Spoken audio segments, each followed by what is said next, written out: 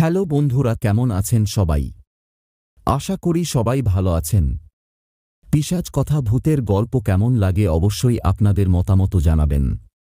আর আপনারা যদি কোনো ঘটনা আমাদের কাছে শেয়ার করতে চান তাহলে 8101571202 এই নম্বরে পাঠাতে পারেন। ধন্যবাদ। গল্পটি আমাকে পাঠিয়েছেন সুভাষ দত্ত। মাসটা ছিল ডিসেম্বর, হাড় কাঁপানো শীত, তবুও এক অকাল ঝড় বৃষ্টির কারণে যোগাযোগ বিচ্ছিন্ন।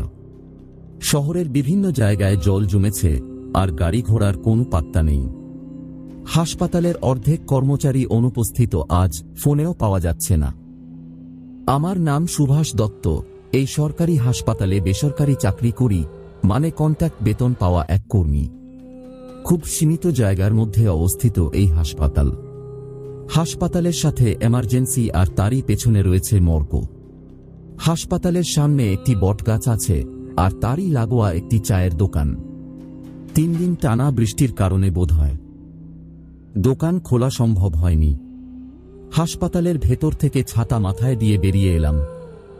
বাউন্ডারির বাইরে বেরিয়ে এসে একটা সিগারেট ধরিয়ে বৃষ্টি দেখতে দেখতে সিগারেটে মনের সুখে টান দিতে থাকলাম। একটা গাড়ির লাইট চোখে লাগল। ড্রাইভার গাড়ি গেটে থামাল আর আমায় জিজ্ঞেস করল, দাদা মর্গটা কোন দিকে?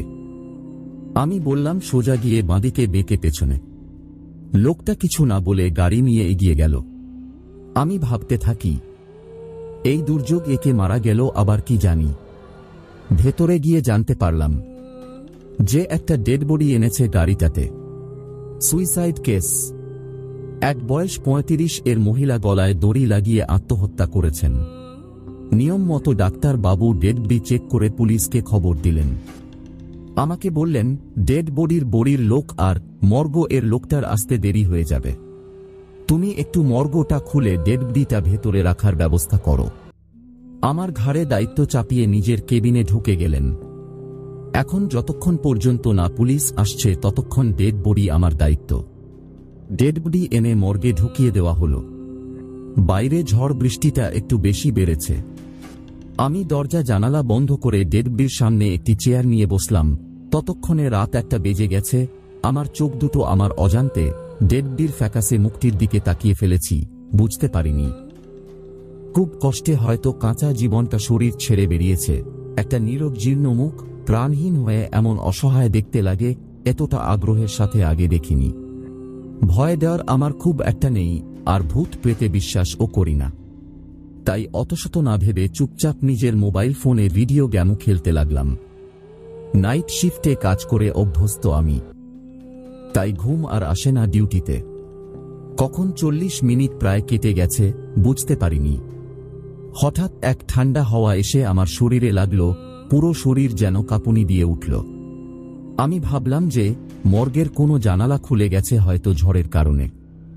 চেয়ার ছেড়ে উঠে চারিদিকটা ভালো করে দেখতে লাগলাম, কিন্তু কোনো জানালা খোলা পেলাম না।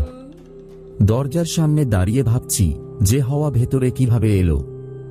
সব দরজা জানালাই তো বন্ধ। হঠাৎ লোডশেডিং, চারিদিক ঘুটঘুটে অন্ধকার। খুব ভয় পেলাম। মোবাইল ফোনে টর্চ জ্বালাবো বলে ফোনটা তাড়াতাড়ি প্যান্টের পকেট থেকে বের করতে যাব। এমন সময় হঠাৎ করে খুব জোরে গোঙানি কান্নার শব্দ। আমি খুব ভয়ে নিজেকে সামলাতে না পেরে নিচে মেঝেতে পড়ে গেলাম। আর তারপর যা দেখলাম, জীবন থাকতে সে দৃশ্য আমি ভুলতে পারব না। বাইরে থেকে আসা মৃদু আলোতে দেখতে পেলাম সদ্য আসা মৃতদেহ স্ট্রেচারের উপর উঠে বসেছে। চুলগুলো সামনের দিকে এলিয়ে গুঙিয়ে গুঙিয়ে কাঁদছে। গোটা মর্গটা কান্নার শব্দে ভরে উঠেছে, যেন কাঁচা জীবন চলে যাওয়ার আর্তনাদ করছে সেই মৃতদেহ। আমি আমার সমস্ত শক্তি দিয়ে কোনোরকম উঠে দাঁড়িয়ে গেটটা খোলার চেষ্টা করতে লাগলাম, কিন্তু গেট খুলল না, যেন কেউ বাইরে থেকে গেট লাগিয়ে দিয়েছে। আমি আবার নিজেকে সামলাতে না পেরে পড়ে গেলাম। মৃতদেহ একবারে জোরে গুঙিয়ে কাঁদছে। আমি বাঁচাও বাঁচাও বলে চিৎকার করতে লাগলাম। টানা প্রায় 15 মিনিট ধরে চোখের সামনে চলতে থাকে এই দৃশ্য। কখন জ্ঞান হারিয়ে ফেলেছি বুঝতে পারিনি। জ্ঞান যখন ফিরল তখন আমি হসপিটালের বেডে শুয়ে আছি। আমার সামনে দাঁড়িয়ে মর্গের কর্মী আর ডাক্তারবাবু। বাইরে জানালা দিয়ে সকালের আলো উকি দিচ্ছে। বৃষ্টিও থেমে গেছে, আকাশ পরিষ্কার। আমায় ডাক্তারবাবু জিজ্ঞাসা করলেন, কি সুভাষ, শরীর কেমন অনুভব করছো? আমি বললাম ভালো। ডাক্তারবাবু বললেন, আচ্ছা এবার বলো তো ভাই, কাল রাতে ঠিক কি হয়েছিল? ভোরে 4টার দিকে যখন মর্গের কর্মী দরজায় টোকা দেয়, তখন ভেতর থেকে দরজা তুমি খোলনি দেখে ভয় পেয়ে আমায় এসে ও খবর দেয়। আমরা তাড়াতাড়ি গিয়ে জানালা ভেঙে ভেতরে ঢুকে দেখি তুমি গেটের সামনে অজ্ঞান হয়ে পড়ে আছ। তারপর তোমায় নিয়ে এসে চিকিৎসা শুরু করি। তুমি এভাবে জ্ঞান হারিয়ে ফেলেছিলে কেন? আমি শরীর দুর্বল হয়ে পড়ার কারণ বলে ডাক্তারবাবুর প্রশ্নটা এড়িয়ে যা। ভাবতে থাকি, যদি পুরোটাই মনের ভুল মেনেও নিই, তবে দরজাটা বাইরে থেকে কে বন্ধ করেছিল? মর্গের কর্মী আর ডাক্তারবাবুকে জানালা ভেঙে ভেতরে কেন ঢুকতে হলো?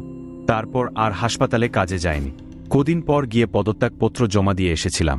তারপর বছর 5 কেটে গিয়েছে। জীবনের ঘড়ি টিকটিক করে যে এতগুলো বছর কখন পেরিয়ে এসেছে বুঝতে পারিনি।